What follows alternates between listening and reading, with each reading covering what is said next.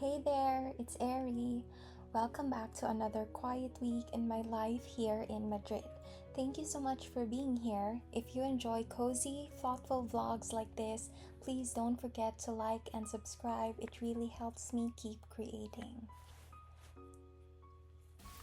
So now, first things first is we're going to journal.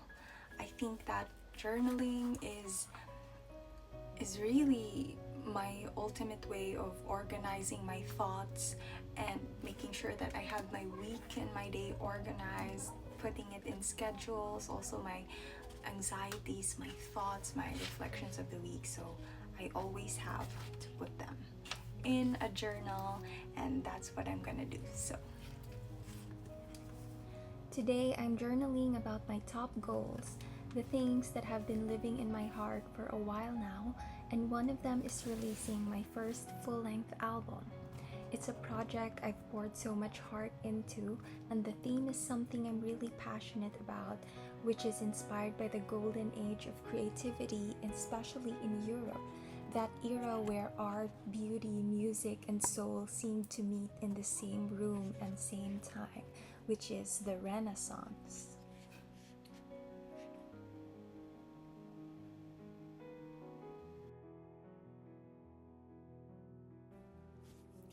The past few years have felt like my own version of that season of Renaissance. I only discovered my love for songwriting about 5 years ago, but it changed everything.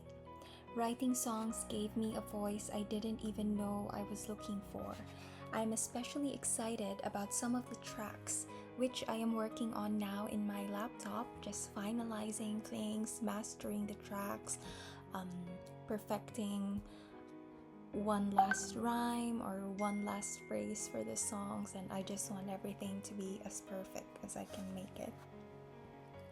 I'm especially excited about some of the tracks like Mona Lisa, The Renaissance Man, and a song called Michelangelo.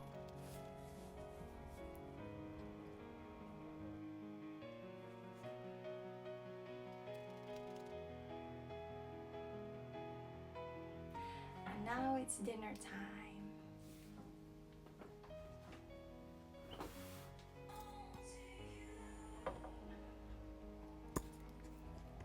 During dinner time, I like to put on a podcast while I eat. It's one of those small habits that helps me feel less lonely during the evenings, especially because I live in Spain all alone and I don't have my family here.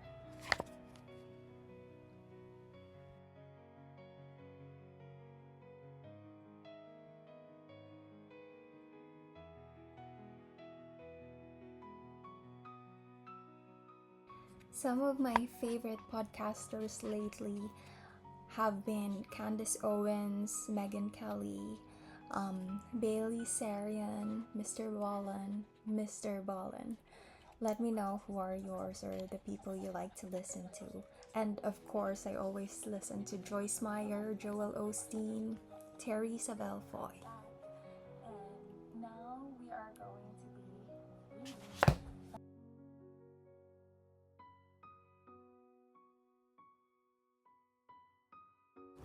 I'm back, and now we are going to be reading back in my cozy corner to read. And for the book list today, The Life of Jesus Christ, Volume 3, The Dolorous Passion of Our Lord Jesus Christ, The Eye of the World, and Angels at My Fingertips. These are the 4 books that I will be taking turns reading tonight.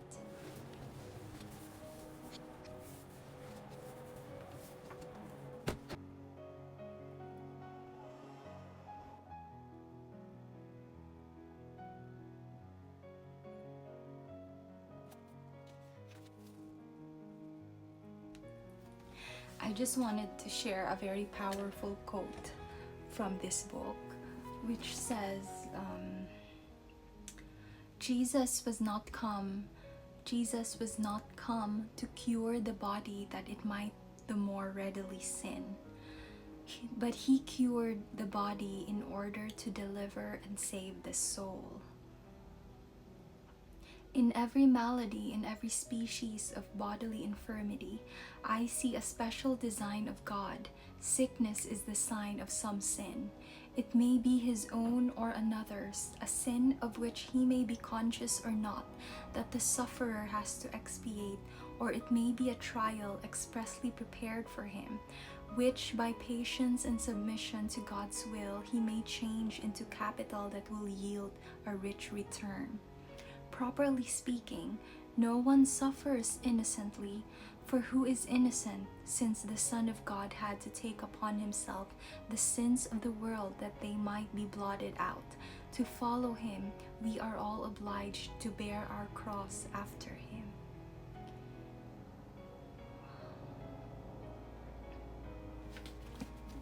It's beautiful, this book.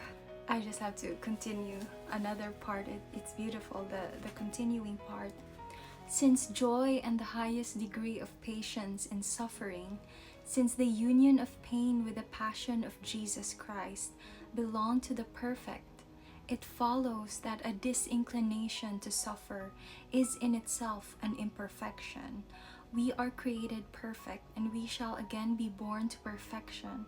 Consequently, the cure of sickness is an effect of pure love and mercy toward poor sinners, a favor wholly unmerited by them.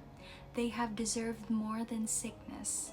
They have deserved death, but the Lord by his own death has delivered them that believe in him and perform works in accordance with their faith.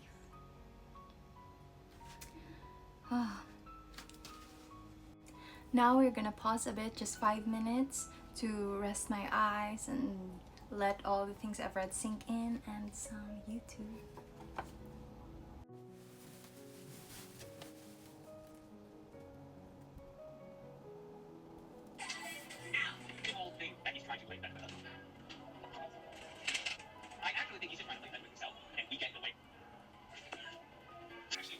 Now to continue.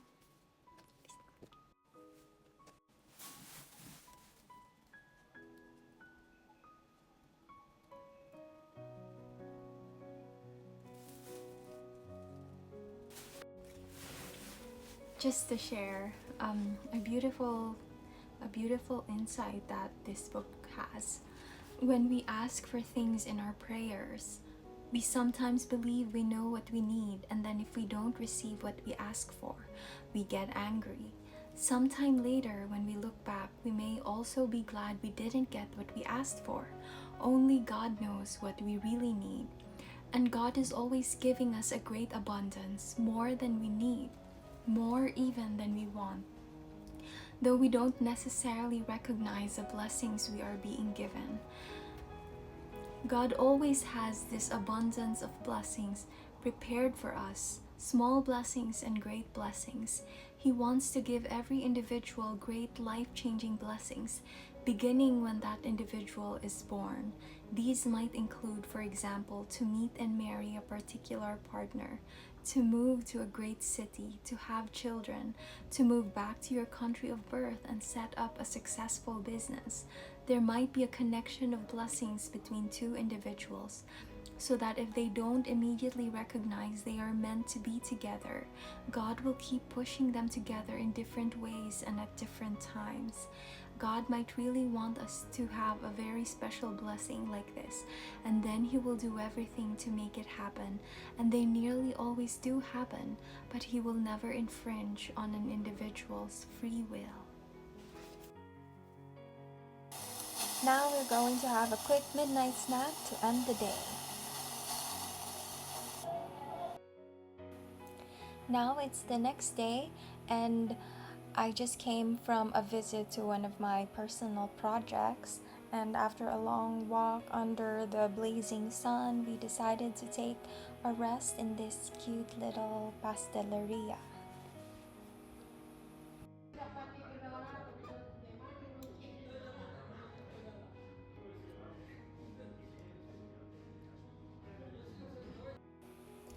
And that evening for dinner, I decided to get a takeout from my favorite pizza place in all of Madrid. It's called De Puta Madre, and they have the best pizza in this whole city. I recommend it to anyone who ever wants to try the best. It's the third day of the week, or I think this was rather a Sunday, yes. And I'm just taking a walk with my best friend Hannah. I'm spending the day with her, just having lunch, walking around, seeing the sights of Madrid, having ice cream. And it's always a lovely time to get to hang out with Hannah. I met her during my master's in teaching, and we've become really great friends ever since. She's from Texas and she has the funnest stories. And finally, to end the week, I put on this cute tennis outfit um, to go to the theater to watch the movie Formula One starring Brad Pitt.